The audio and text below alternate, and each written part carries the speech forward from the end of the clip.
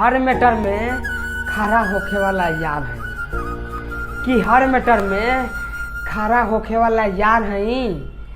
सरकारी ना खुद सरकार है। प्यार मोहब्बत करे के होई तो दिल्ली वालन के दिल दिया कि प्यार मोहब्बत करे के होई तो दिल्ली वालन के दिल दिया। गुंडई रंगबाजी सीखे के होई तो आके बिहार वालन से मिल ली।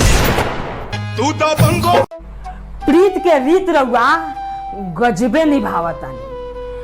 प्रीत के रीत रउआ गजबे निभावतानी। मन में घात बा आ हमसे हाथ मिलावतानी। मेटर चाहे जो भी हो संभाल लिया जाता है कि मेटर चाहे जो भी हो संभाल लिया जाता है। और ये बिहार है बेटा, यहाँ बात बात पे कट्टा निकाल लिया जाता है।